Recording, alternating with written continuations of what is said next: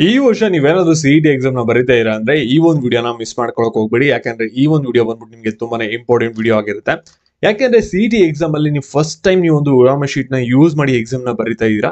ಇಷ್ಟೇ ದಿನ ನೀವೇನ್ ಮಾಡ್ತಿದ್ರೆ ಪೆನ್ ಅಂಡ್ ಪೇಪರ್ ಮೂಡಲ್ ಬರೀತಿದ್ರಿ. ಅಂದ್ರೆ ಯಾವುದೇ ತರದ ಅಲ್ಲಿ ನೀವು ಶೇಡ್ ಮಾಡುವಂತ ಅಗತ್ಯ ಇರಲಿಲ್ಲ.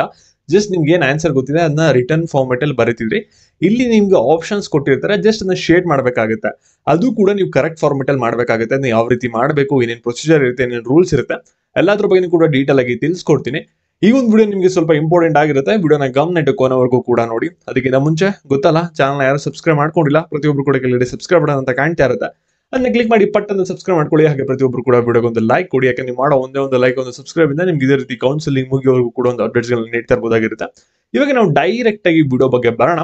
ಅದಕ್ಕಿಂತ ಮುಂಚೆ ಅಲ್ಲಿ ಕಾಲೇಜ್ ದೋಸ್ತ ಒಂದು ವಾಟ್ಸ್ಆಪ್ ಚಾಟ್ ಬೋರ್ಡ್ ಇದೆ. ಅಲ್ಲಿ ನಿಮಗೆ KECT question paper, blue prints ಮತ್ತೆ ಮಾಡೆಲ್ ಪೇಪರ್ಸ್ ಎಲ್ಲಾ ಕೂಡ ಸಿಗುತ್ತೆ. ಮತ್ತೆ ಕೌನ್ಸಿಲಿಂಗ್ ಅಪ್ಡೇಟ್ಸ್ ಕೂಡ ಫ್ರೀ ಆಗಿ ಸಿಗುತ್ತೆ. ಡಿಸ್ಕ್ರಿಪ್ಷನ್ ಬಾಕ್ಸ್ ಮತ್ತೆ ಕಮೆಂಟ್ ಸೆಕ್ಷನ್ ಲಿಂಕ್ ಇರುತ್ತೆ, ಚೆಕ್ ಮಾಡಿ, ನಿಮಗೆ ತುಂಬಾನೇ ಯೂಸ್ಫುಲ್ ಆಗುತ್ತೆ. ಇವಾಗ ನಾವು ಡೈರೆಕ್ಟ್ ಆಗಿ ವಿಡಿಯೋ ಬಗ್ಗೆ ಬರೋಣ. ಇಲ್ಲಿ ಫಸ್ಟ್ ನೀವು ನೋಡಿ KECT ಕ್ವಶನ್ ಪೇಪರ್ ಈ ರೀತಿ ಇರುತ್ತೆ, ಸರಿನಾ? ಇಲ್ಲಿ ಫಸ್ಟ್ ಟೈಮ್ ಕ್ವಶನ್ ಪೇಪರ್ ಕೊಟ್ಟಿದ ತಕ್ಷಣ ನಿಮ್ಮ CET ನಂಬರ್ನ ಇಲ್ಲಿ ಎಂಟರ್ ಮಾಡಬೇಕಾಗುತ್ತೆ. ಅದನ್ನ ನೀವು ಬರಿಬೇಕಾಗುತ್ತೆ, ಸರಿನಾ? ಅದಾದ್ಮೇಲೆ ಇಲ್ಲಿ ಪಾಯಿಂಟ್ಸ್ ಗಳನ್ನ ಕೊಟ್ಟಿರ್ತಾರೆ, ಅದನ್ನ ನೀವು ಬೇಕಾದ್ರೆ ಓದಿ, ಇಲ್ಲಾಂದ್ರೆ ಬಿಡಿ, ಏನು ಕೂಡ ಅಷ್ಟೊಂದು ಮ್ಯಾಟರ್ ಆಗಲ್ಲ. ಅದಾದ್ಮೇಲೆ ನೀವು ಯಾವ ರೀತಿ ಶೇಡ್ ಮಾಡ್ಬೇಕು ಅನ್ನೋ ಒಂದು ಇನ್ಸ್ಟ್ರಕ್ಷನ್ ಕೂಡ ಕೊಟ್ಟಿರ್ತಾರೆ. ಅದಾದ್ಮೇಲೆ ನಿಮ್ಮ ಕ್ವಶನ್ಗಳು ಈ ರೀತಿ ಇರುತ್ತೆ. ಇಂಗ್ಲಿಷ್ ಅಲ್ಲೂ ಕೂಡ ಇರುತ್ತೆ ಒಂದ್ ಸೈಡ್, ಇನ್ನೊಂದ್ ಸೈಡ್ ಕನ್ನಡದಲ್ಲೂ ಕೂಡ ಇರುತ್ತೆ. ಅದಾದ್ಮೇಲೆ ಪ್ರತಿ ಒಂದು ಪೇಜ್ ಅಲ್ಲೂ ಕೂಡ ಈ ರೀತಿ ಒಂದು ಸ್ಪೇಸ್ ನ ಕೊಟ್ಟಿರ್ತಾರೆ, ಸ್ಪೇಸ್ ಫಾರ್ ರಫ್ ವರ್ಕ್ ಅಂತ. ಇಲ್ಲಿ ನಿಮ್ಗೆ ಯಾವುದೇ ಒಂದು ಕ್ವಶನ್ಗೆ ಇಲ್ಲಿ ಆನ್ಸರ್ ಬರ್ತಾ ಇಲ್ಲ ಅಂದ್ರೆ ಇಲ್ಲಿ ನೀವು ಒಂದು ಅದಕ್ಕೆ ವರ್ಕೌಟ್ ಮಾಡಿ ಆನ್ಸರ್ ನ ಬರ್ಸ್ಬೋದಾಗಿರುತ್ತೆ. ಇಲ್ಲಿ ನೋಡ್ಬೋದು ನೀವು ಪ್ರತಿಯೊಂದು ಪೇಜ್ ಕೆಳಗಡೆ ಕೂಡ ಇದೇ ರೀತಿ ಕೊಟ್ಟಿರ್ತಾರೆ. ಅದನ್ನ ನೀವು ಯೂಸ್ ಮಾಡ್ಕೋಬಹುದಾಗಿರುತ್ತೆ. ಅದರಲ್ಲೇ ಜಾಸ್ತಿ ಟೈಮ್ ವೇಸ್ಟ್ ಮಾಡಕ್ ಹೋಗ್ಬಿಡಿ, ಯಾಕಂದ್ರೆ ಅಲ್ಲಿ ನಿಮ್ಗೆ ಒಂದು ಕ್ವಶನ್ಗೆ 1 ಮಿನಿಟ್ ಅಷ್ಟೇ ಸಿಗೋದು, ಅದಕ್ಕೋಸ್ಕರ, ಸರಿನಾ? ಇವಾಗ ನಾವು OMS ಶೀಟ್ ಬಗ್ಗೆ ಬರೋಣ. ಇಲ್ಲಿ OMS ಶೀಟ್ ನೀವೇನ್ ನೋಡ್ತಾ ಇರಾ, ಇದು CET ಎಕ್ಸಾಮ್ಗೆ ನೀವು ಇವಾಗ ಯೂಸ್ ಮಾಡ್ಬೇಕಾಗುತ್ತೆ ಆನ್ಸರ್ ನ ಮಾಡಕ್ಕೆ, ಸರಿನಾ? ಮತ್ತೆ ನೀವು ಫ್ಯೂಚರ್ ಅಲ್ಲಿ ಏನಾದ್ರು ಗೌರ್ಮೆಂಟ್ ಎಕ್ಸಾಮ್ ಬರೀತೀರಾ ಅಂದ್ರೆ ಸೇಮ್ OMS ಶೀಟ್ ಬೇಸ್ಡ್ ಇರುತ್ತೆ. ನೀವು ಯಾವ್ದಕ್ಕೂ ಕೂಡ ಪೆನ್ ಅಂಡ್ ಪೇಪರ್ ಯೂಸ್ ಮಾಡಲ್ಲ. OMS ಶೀಟ್ ಅಲ್ಲಿ ನೀವು ಯಾವ ರೀತಿ CET ಎಕ್ಸಾಮ್ಗೆ ಆನ್ಸರ್ ಮಾಡ್ತೀರಾ ಅದೇ ರೀತಿ ಪ್ರತಿಯೊಂದು ಕ್ವಶನ್ಗೂ 1 ಮಿನಿಟ್ ಇರುತ್ತೆ. ಅದೇ ರೀತಿ ನೀವು ಇಲ್ಲಿ ಶೇಡ್ ಮಾಡ್ತಾನೆ ಬರ್ಬೇಕಾಗುತ್ತೆ. ಈ ಒಂದು OMS ಶೀಟ್ ನೀವು ಯಾವ ರೀತಿ ಯೂಸ್ ಮಾಡಬೇಕು, ಯಾವ ರೀತಿ ಶೇಡ್ ಮಾಡಬೇಕು, ಇದ್ರ ಬಗ್ಗೆ ಡೀಟೇಲ್ ಆಗಿ ತಿಳಿಸ್ಕೊಡ್ತೀನಿ. ಇವಾಗ ವಿಡಿಯೋನ ಗಮನ ಇಟ್ಟು ಮಧ್ಯೆ ಸ್ಕಿಪ್ ಮಾಡ್ದಾನೆ ಕೊನೆವರೆಗೂ ಕೂಡ ನೋಡಿ. ಇಲ್ಲಿ ಫಸ್ಟ್ ನೋಡಿ ಸೀರಿಯಲ್ ನಂಬರ್ ಅಂತ ಕೊಟ್ಟಿದ್ದೀರಾ. ಇದು ಆಟೋಮೆಟಿಕ್ ಆಗಿ ಬಂದಿರುತ್ತೆ. ಇದು OMS ಶೀಟ್ ಸೀರಿಯಲ್ ನಂಬರ್ ಆಗಿರುತ್ತೆ, ಸರಿನಾ? ಅದಾದ್ಮೇಲೆ ಇಲ್ಲಿ ನೀವು ನೋಡ್ಬೋದು ನಿಮ್ಮ ನೇಮ್ ಬರೀಬೇಕಾಗಿರುತ್ತೆ ಕ್ಯಾಪಿಟಲ್ ಲೆಟರ್ಸ್ ಅಲ್ಲಿ, ಅದನ್ನ ಬರೀರಿ. ಮತ್ತೆ ಇನ್ಶಿಯಲ್ ಏನಿದೆಯಲ್ಲ ಅದಕ್ಕೆ ಮಧ್ಯ ಗ್ಯಾಪ್ ಕೊಟ್ಬಿಟ್ಟು ಇಲ್ಲಿ ಬರಿಬೇಡಿ. ನೇಮ್ ಬರ್ದಿದ ತಕ್ಷಣನೇ ಇನ್ಶಿಯಲ್ ಕೂಡ ಬರೀರಿ, ಸರಿನಾ? ನೀವು ಎಕ್ಸಾಂಪಲ್ ನಿಮ್ಮ ನೇಮ್ ಸುದೀಪ್ MR ಇತ್ತು ಅಂದ್ರೆ ಸುದೀಪ್ ಅಂತ ಬರ್ದಿದ ತಕ್ಷಣ ಇಲ್ಲಿ M ಬರಬೇಕು, ನಂತರ R ಬರಬೇಕು. ನೀವು ಇಲ್ಲಿ ಒಂದು ಬಾಕ್ಸ್ ನ ಖಾಲಿ ಬಿಟ್ಬಿಟ್ಟು ಆಮೇಲೆ ಇಲ್ಲಿ M ಇಲ್ಲಿ R ಬರಬಾರ್ದು, ಆಮೇಲೆ ಅಲ್ಲಿ ಎರರ್ ಬರುತ್ತೆ, ಅದಕ್ಕೋಸ್ಕರ. ಮತ್ತೆ ನೀವು ಶೇಡ್ ಯಾವ ರೀತಿ ಮಾಡ್ಬೇಕು ಅನ್ನೋದು ಕೂಡ ಕೊಟ್ಟಿದ್ದಾರೆ ನೋಡಿ. ಇಲ್ಲಿ ABCD ಅಂತ 4 ಆಪ್ಷನ್ ಕೊಟ್ಟಿರ್ತಾರಲ್ವಾ, ಇಲ್ಲಿ ನೀವೇನ್ ಮಾಡ್ಬೇಕಾಗುತ್ತೆ ಅಂದ್ರೆ ABCD ಇದೆ ಅಲ್ವಾ, ಇಲ್ಲಿ ನಿಮ್ಗೆ ಯಾವೊಂದು ಆಪ್ಷನ್ ಕರೆಕ್ಟ್ ಅನ್ಸುತ್ತೆ ಅದಕ್ಕೆ ಈ ರೀತಿ ಫುಲ್ ಸರ್ಕಲ್ ಶೇಡ್ ಆಗ್ಬೇಕು, ಸರಿನಾ? ಫುಲ್ ಡಾರ್ಕ್ ಆಗಿ ಇಲ್ಲಿ ಈ ರೀತಿ ಶೇಡ್ ಮಾಡ್ಬೇಕು. ಮತ್ತೆ ಈ ರೀತಿ ರೈಟ್ ಮಾರ್ಕ್ ಹಾಕೋದು ಅಥವಾ ಇಂಟು ಮಾರ್ಕ್ ಹಾಕೋದು ಅಥವಾ ಒಂದೇ ಆಪ್ಷನ್ಗೆ ಎರಡೆರಡು ಸರಿ ಎರಡು ಆಪ್ಷನ್ಗೆ ಶೇಡ್ ಮಾಡೋದು ಅದೆಲ್ಲ ಕೂಡ ಇನ್ವ್ಯಾಲಿಡ್ ಆಗುತ್ತೆ. ಮತ್ತೆ ಇವಾಗ ತುದಿಲಿ ಈ ರೀತಿ ಸಣ್ಣ ಪುಟ್ಟ ಶೇಡ್ ಮಾಡೋದು ಇದೆಲ್ಲ ಕೂಡ ಇನ್ವ್ಯಾಲಿಡ್ ಆಗುತ್ತೆ. ಅದು ಕಂಪ್ಯೂಟರ್ ಸ್ಕ್ಯಾನ್ ಆಗಲ್ಲ, ನೀವು ಆನ್ಸರ್ ಮಾಡಿಲ್ಲ ಅಂತ ತಗೊಳುತ್ತೆ. ಈ ಕಂಪ್ಲೀಟ್ ಆಗಿ ಶೇಡ್ ಮಾಡಿದ್ರೆ ಅಂದ್ರೆ ಮಾತ್ರ ಕಂಪ್ಯೂಟರ್ ನೀವು ಆನ್ಸರ್ ಮಾಡಿದಿರಾ ಅಂತ ಒಂದು ಕನ್ಸಿಡರ್ ಮಾಡುತ್ತೆ, ಅದನ್ನ ನೀವು ವ್ಯಾಲಿಡ್ ಮಾಡುತ್ತೆ, ಸರಿನಾ? ಈ ರೀತಿ ಮಾಡಿದಿರಾ ಅಂದ್ರೆ ಅದು ಇನ್ವ್ಯಾಲಿಡ್ ಆಗುತ್ತೆ. ನೀವು ಆನ್ಸರ್ ಮಾಡಿದ್ರು ಕೂಡ ಅದು ವ್ಯಾಲಿಡ್ ಆಗಿರಲ್ಲ, ಸರಿನಾ?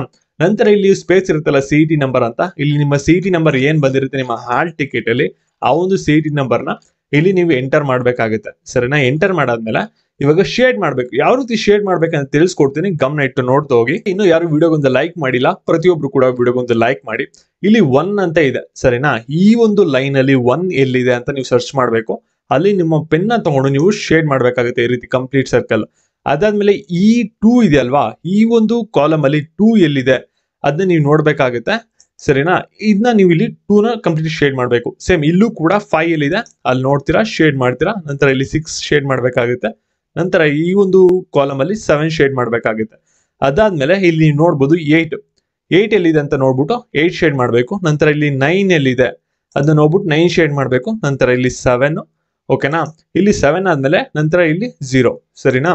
ಇಲ್ಲಿ ನಿಮ್ಮ CET ನಂಬರ್ ಯಾವ ರೀತಿ ಇದೆ ಅದನ್ನ ಫಸ್ಟ್ ಇಲ್ಲಿ ಬರದ್ರಿ. ಅದಾದ್ಮೇಲೆ ಇಲ್ಲಿ 1 ಬರ್ದಿದ್ರ, ಫಸ್ಟ್ ಕಾಲಮ್ ಅಲ್ಲಿ 1 ಎಲ್ಲಿದೆ 1 ಶೇಡ್ ಮಾಡಿದ್ರ. ನಂತರ ಇಲ್ಲಿ 2 ಎಲ್ಲಿದೆ ಸೆಕೆಂಡ್ ಕಾಲಮ್ ಅಲ್ಲಿ 2 ಶೇಡ್ ಮಾಡಿದ್ರ. ನಂತರ 5 ಎಲ್ಲಿದೆ 5 ಇಲ್ಲಿ ಶೇಡ್ ಮಾಡಿದ್ರ. ಸೇಮ್ ಈ ರೀತಿ ನೀವು ಒಂದು ನಿಮ್ಮ CET ನಂಬರ್ನ ಬರೆದ್ಬಿಟ್ಟು ನೀವು ಶೇಡ್ ಮಾಡ್ಬೇಕಾಗುತ್ತೆ. ಅರ್ಥ ಆಗಿದೆ ಅಂತ ಅನ್ಕೋತೀನಿ ನಿಮ್ಮೆಲ್ಲರಿಗೂ ಕೂಡ.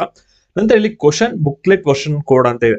ಇದ್ಯಾವುದು ಅಂದ್ರೆ ನಿಮ್ಮ ಕ್ವಶನ್ ಪೇಪರ್ ನ ಓಪನ್ ಮಾಡ್ಕೊಳ್ಳಿ.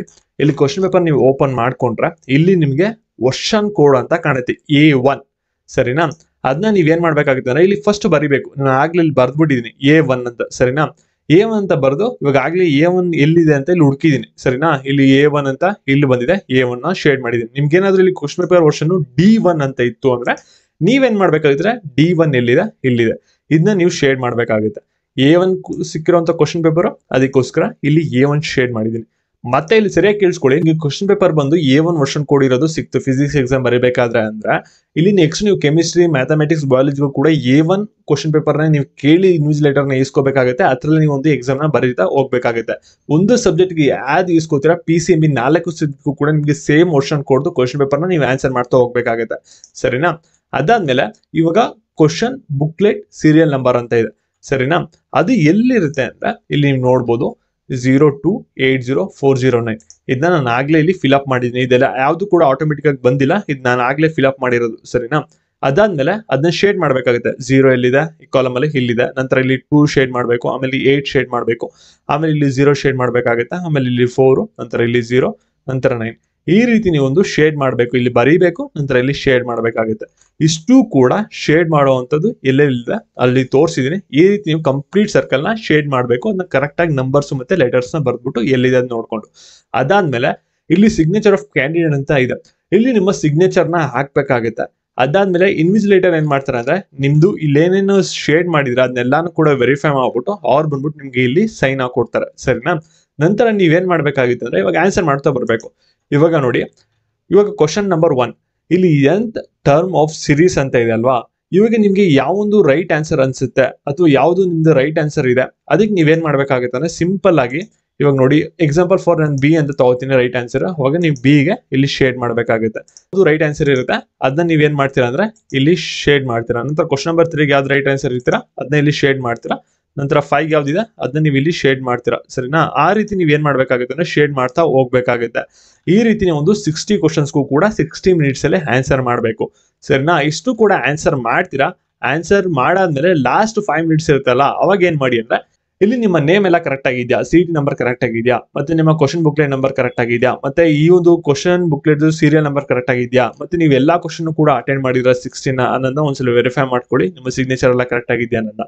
ಅದಾದ್ಮೇಲೆ ಏನಾಗಿರ್ತಾರೆ, ಇನ್ವಿಜಿಲೇಟರ್ ಏನ್ ಹೇಳ್ತಾರೆ ಅಂದ್ರೆ ನಿಮ್ಮ ಒಂದು ಕಾರ್ಬನ್ ಕಾಪಿನ ನೀವೇ ಇಟ್ಕೊಳ್ಳಿ, ಮೇಲ್ಗಡೆ ಒರಿಜಿನಲ್ ಕಾಪಿನ ನಮಗೆ ಕೊಡಿ ಅಂತ ಹೇಳ್ತಾರೆ. ಇಲ್ಲಿ ಕೆಲವರಿಗೆ ಕನ್ಫ್ಯೂಸ್ ಆಗ್ಬೋದು, ಏನಿದು ಕಾರ್ಬನ್ ಕಾಪಿ ಅಂತ.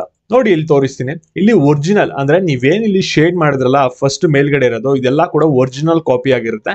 ಇದನ್ನ ನೀವು ಇನ್ವಿಜಿಲೇಟರ್ ಗೆ ಕೊಡ್ತೀರಾ. ಇದ್ರ ಕೆಳಗಡೆ ಒಂದು ಕಾರ್ಬನ್ ಕಾಪಿ ಬರುತ್ತೆ, ಸರಿ? ನೀವು ಮೇಲ್ಗಡೆ ಬರ್ದಿರೋದು ಕೆಳಗಡೆ ಬರುತ್ತಲ್ಲ, ಅದು ಒಂಥರ ರಫ್ ಆಗಿ ಅದು ಈ ರೀತಿ ಇರುತ್ತೆ ನೋಡಿ. ಅದನ್ನ ನೀವು ಮನೆಗೆ ತಗೊಬರ್ಬೋದಾಗಿರುತ್ತೆ. ಅವತ್ತಿನ ಸಂಜೆ ನಿಮಗೆ ಕೀ ಆನ್ಸರ್ ಸಿಗುತ್ತೆ. ಅದನ್ನ ನೀವು ಎಷ್ಟು ಕ್ವಶನ್ ಕರೆಕ್ಟ್ ಆಗಿ ಬರ್ದಿರಾ, ಎಷ್ಟು ಕ್ವಶನ್ ಕರೆಕ್ಟ್ ಆಗಿ ಬರ್ದಿಲ್ಲ ಅದನ್ನ ನೀವು ನೋಡ್ಕೋಬಹುದಾಗಿರುತ್ತೆ. ಎಕ್ಸಾಮ್ ಬರುತ್ತಲ್ಲ ಅದ್ರ ಸಂಜೆನೇ ನಮ್ಮ ಟೆಲಿಗ್ರಾಮ್ ಚಾನಲ್ ನಿಮಗೆ ಫ್ರೀ ಆಗಿ ಅಪ್ಡೇಟ್ ನ ಮಾಡ್ತೀನಿ. ಟೆಲಿಗ್ರಾಮ್ ಚಾನಲ್ ಡಿಸ್ಕ್ರಿಪ್ಷನ್ ಬಾಕ್ಸ್ ಇರುತ್ತೆ, ಅದಕ್ಕೆ ಕ್ಲಿಕ್ ಮಾಡಿ ಜಾಯ್ನ್ ಆಗಿ.